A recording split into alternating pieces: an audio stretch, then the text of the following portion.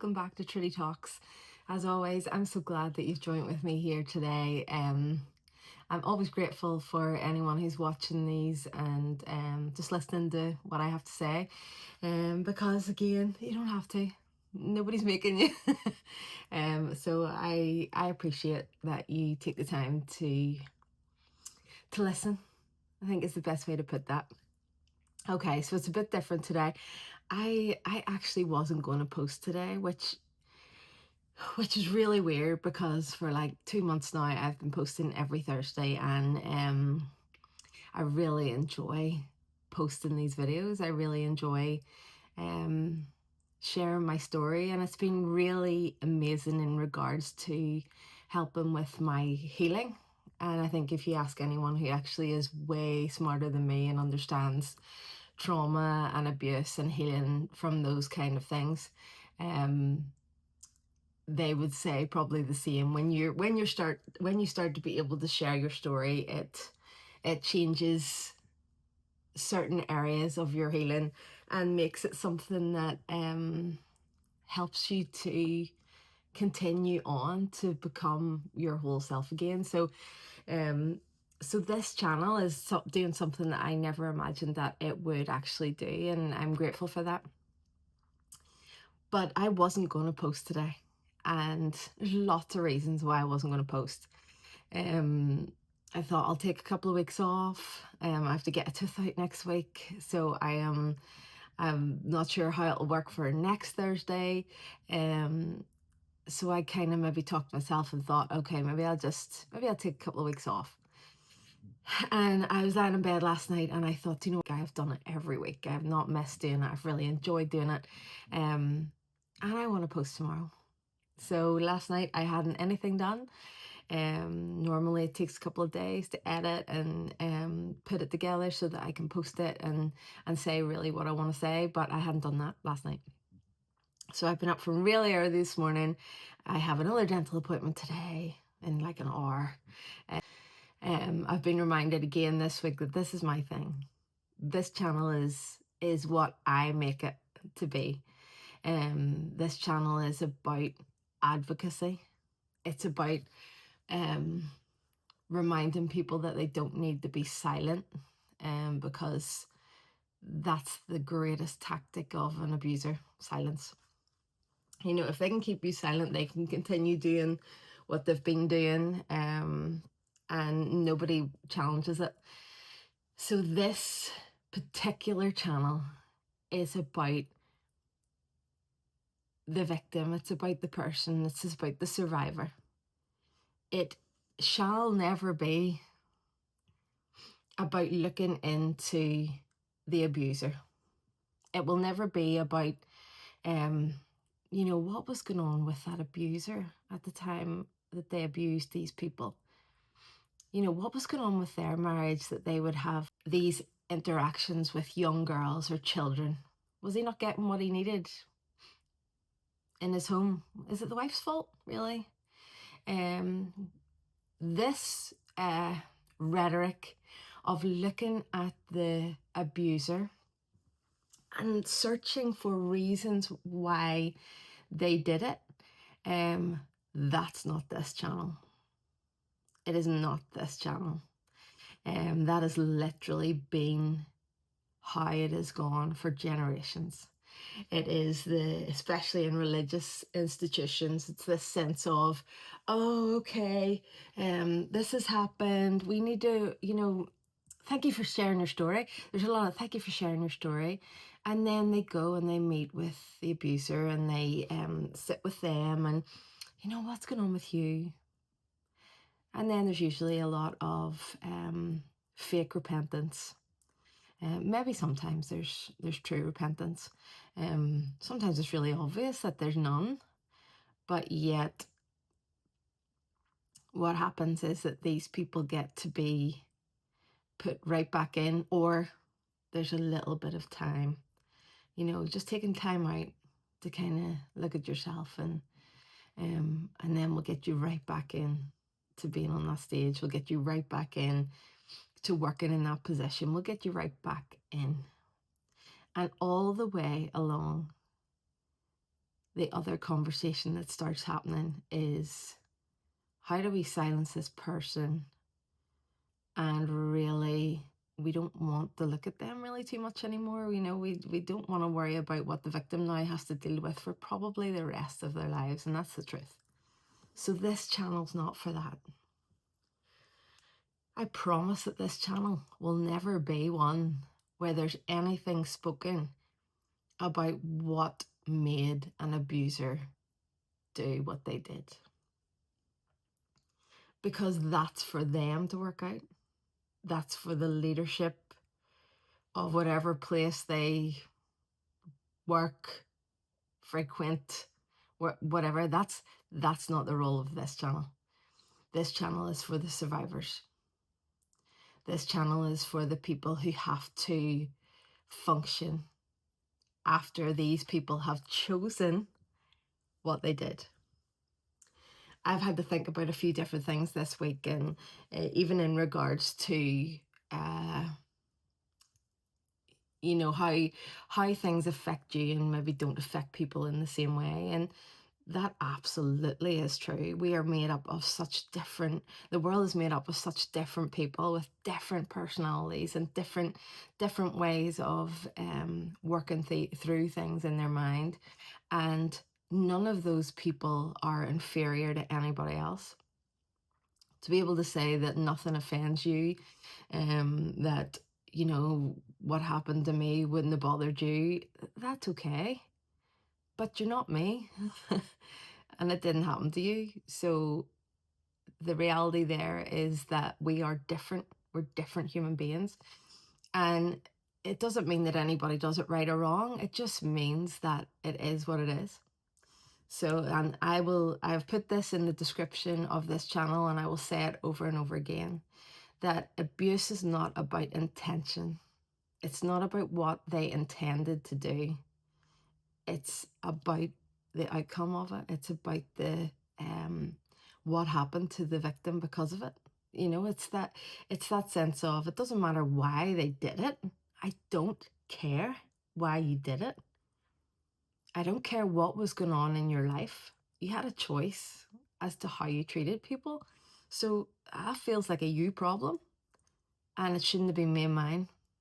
And it shouldn't have been me and my problem. So it shouldn't.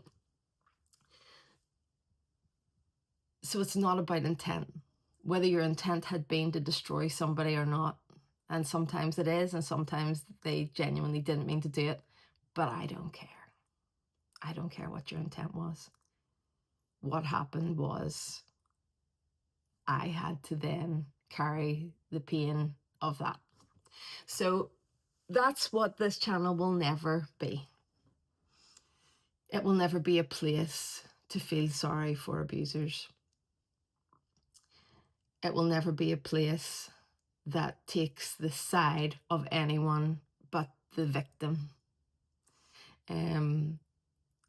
So no words will ever be spoken on this channel that are to the contrary to that, because this is my channel and this is what I know I am to do with this. So for all you survivors out there, you once were victims, now you're survivors. I want you to know that you matter and that you're heard, and everybody heals in their own way. So do what you need to do to heal.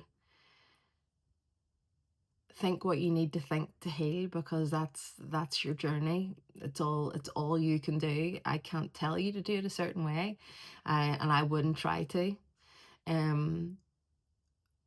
because no one told me how to do it. Nobody told me the way that I had to do it. They tried to, and I think probably they still do try, but nobody can tell you how to heal. And I wish that I could take it away from all of you, because it's really hard. I was kind of thinking this week about your neural pathways, because of course, what else would I be thinking about? When abuse happens, it kind of affects, like, I'm not a neuroscientist. I am not a psychologist. I am not a therapist. I am not a psychiatrist. I don't pretend to be. All I can talk about is what I've had to learn. Yes, I've been to a therapist, I've been to a qualified psychologist, I have been to those people, and I have learned as I have gone through the healing that I have had to go through that there are certain traits and ways of healing and understanding of abuse that I have had to learn.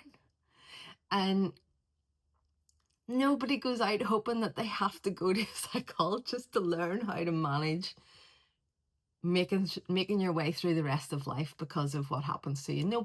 Nobody's aiming for that. I'm not aiming for that. But I'm not a qualified any one of those things. I'm not. All I have is what I've learned. And it's all I'm sharing on my channel. This channel, that is mine. My safe place for the things that I want to talk about. And you don't have to watch. So that's the reminder of that. There's nobody making you watch this. No one makes you watch this. And yeah, you choose what you want to do. That's totally up to you. But there are neural pathways that happen. They talk about, like, if you want to create a habit, it takes like 6 weeks to create a habit, and your brain to think this is something that I do all the time. I've created this habit, and it's either a good one or a bad one. That's literally what life is. But what happens when there is hurt or pain or grief or any of those things? It affects your brain like your pathways, your neural pathways. And it's almost like, and I hope if anybody knows better, please put it in the comments. It's almost like you have to relearn so much of who you are and create new pathways in your brain to heal and to decide the kind of person that you're going to be going forward. And that's really exhausting. And I think I've said that before. It's really tiring. It's really tiring to have to do all those things. And I've always been someone who is introspective. Again, not a weakness. I've been somebody who is sensitive. Again, not a weakness. And there's a lot of gaslighting that goes on with somebody who is sensitive, and they use it as a way to demean how you feel. And I was going to say it's not fair, but it's not just a matter of it's not fair, it's disgusting. And anybody who treats somebody like that needs to take a real good look at themselves. Be really careful before you say to somebody you're really sensitive, because there's nothing wrong with being sensitive. But if you care about people, what you try to do is to love them in the best way possible as people who are unique and have all these different kind of quirks and things about them. That's what love is. You love all those things. And I guess you would go out of your way to not hurt somebody that you know is somebody who will take that really quite hard. There's a situation that happened in way back. We're talking like 26 years ago, I suppose. Now it was 1999. 2000, maybe 25 years. I had just arrived at the institution where I would stay for quite a while, and the institution where all of my abuse took place, all the exploiting my gifts and my talents and my person for their own gain. They just would exploit every part of me till there was no part of me that I knew to be true or mine by the time I ended up broken from this place. So I didn't know what actually was real and what wasn't in me. And that's another, there's just so many extra parts of being destroyed. There's just so many extra parts, especially in places like this. And when you've had like a cult like rhetoric put into your life, and that, I truly mean that. I watch a lot of programs about cults, and I'm not constantly surprised. I am always entertained by how alike some, not all, some of the traits of a cult mimicked what I experienced and the way that um the way I came to learn. Best way to put it. That's kind of the best way to do it. But 25 years ago, I arrived at that place, and it was a time whenever I'd just given my life back to God, and I was all in. I was all in loving Jesus, being passionate about Him, wanting to serve Him with my whole heart, not to be seen, but just to love Him and serve Him, and hope that by doing that, that other people would come to know Jesus, and that's what I thought my life was going to be about. And it's all I wanted my life to be about. Because there's such talk about things like legacy, leaving a legacy. Wow, in the early 2000s, being a history maker. Thanks, Delirious, for that one. I want to be a history maker in this land. I want to speak truth. I want to, yeah, there's so many words that, so many things, so many ways that we had to be. And that at the time was what I wanted for my life. I just loved Him. I just loved God. I was so grateful that He had died on a cross for me, and I just wanted to love Him, love other people, and be part of a family. And that's what I thought I found when we arrived at this place. I'm going to tell how this affected me, because again, I can't tell anybody else's story, and nobody else's story is the same as mine.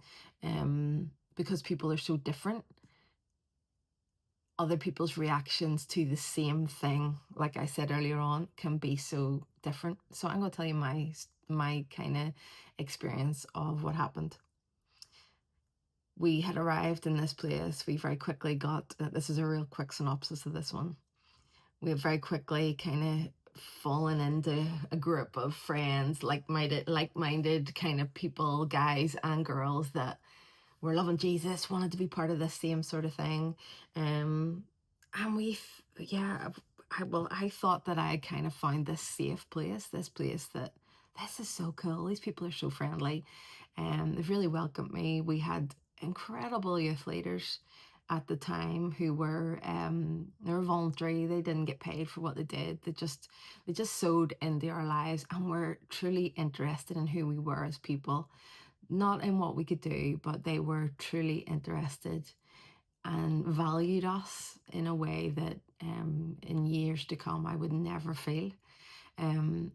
But these youth leaders in particular showed that they valued who we were as humans, not about what we could do for them or what we could bring or how much we could bring. Or it was a genuine love, and I truly believe that, especially from the kind of the guy who was the head kind of youth leader and the face of it. He just cared about us. He just loved us, and I know he still does that in kind of his outside pursuits that he does.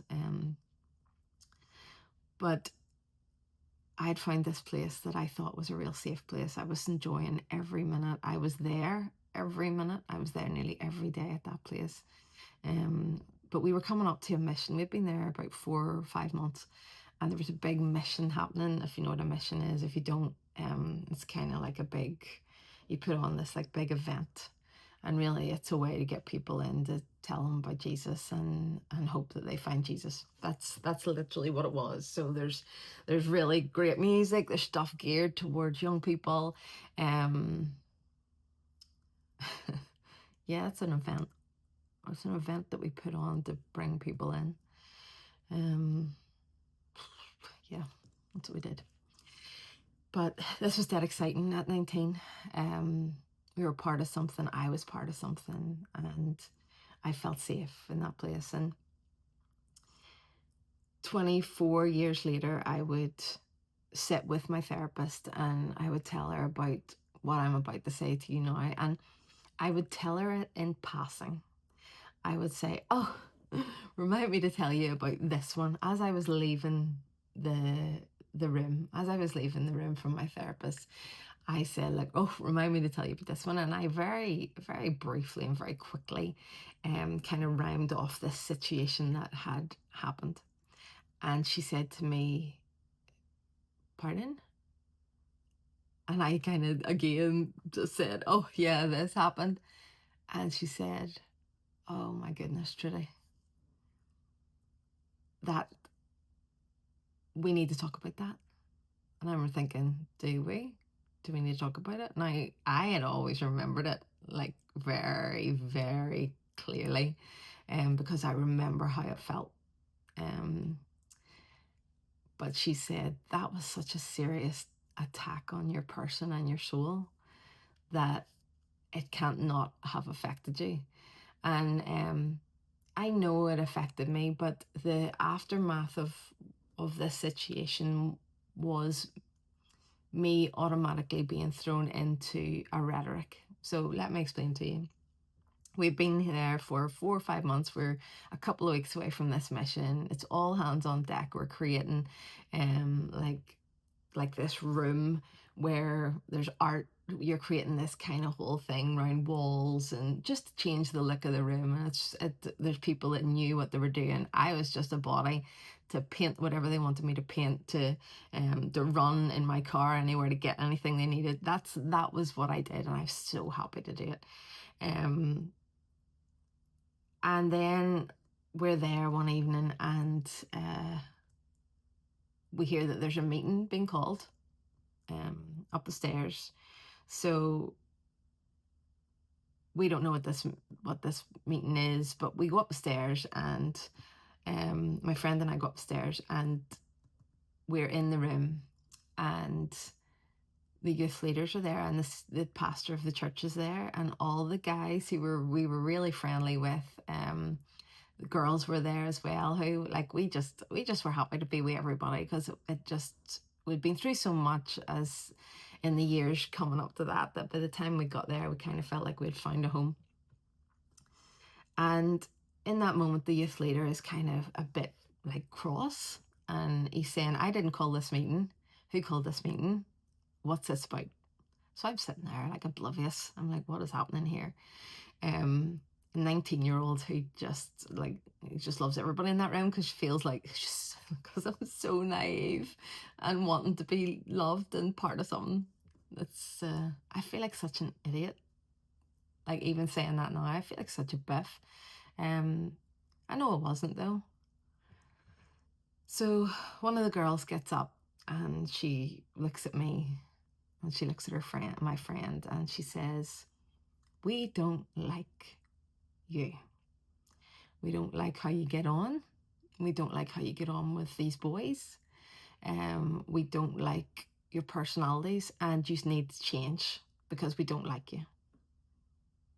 That's a paraphrase of that, but it literally, like, that was the gist. We don't like your personality. We don't like how you're getting on. We don't like your personalities. I remember feeling like somebody had just, I was humiliated, I think, is the first. I'm sitting in this room smiling and laughing with a different person I'd sat beside, because like I just loved them all.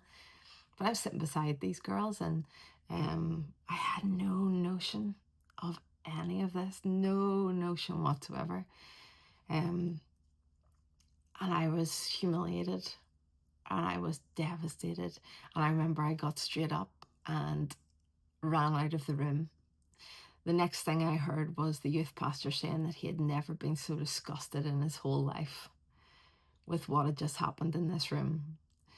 I ran down the stairs, and I remember there was like a sports court type thing, and I remember going into there and being like, there was this sense of grief and deep sob of, oh, what have I done? What happened here? You know, the shock of it, the embarrassment that you're in a room with like 30 of your peers.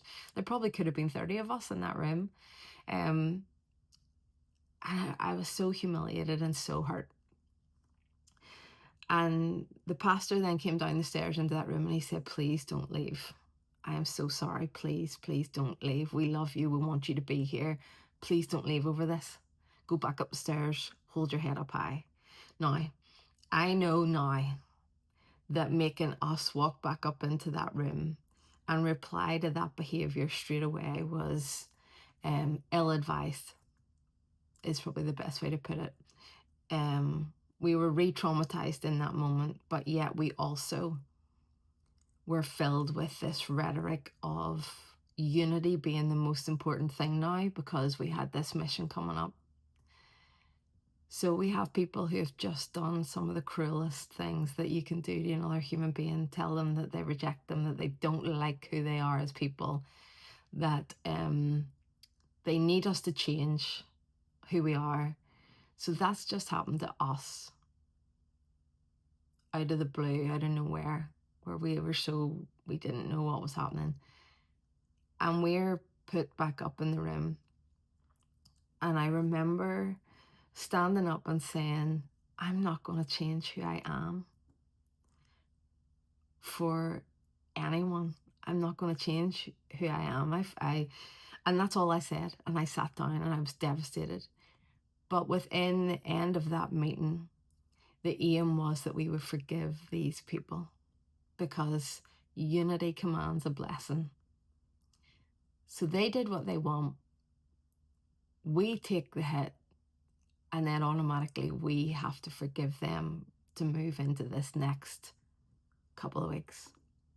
So forgiveness is used as a way to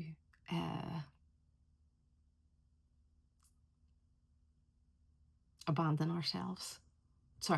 Abandon myself. The reality is that for the next week, I would go into work every day because I worked a full-time job as well as doing everything that I did. I would go into work every day and I would be crying in work. At my table, at my desk, I'd be crying. And the youth leader phoned me nearly every day to my office to check on me, to see how I was doing, and to basically apologize again and remind me that he loved me and that he wanted me to be there, and that like he was just so sorry for what had happened, and it wasn't him, it wasn't his fault. But that kind of thing shapes a person's life.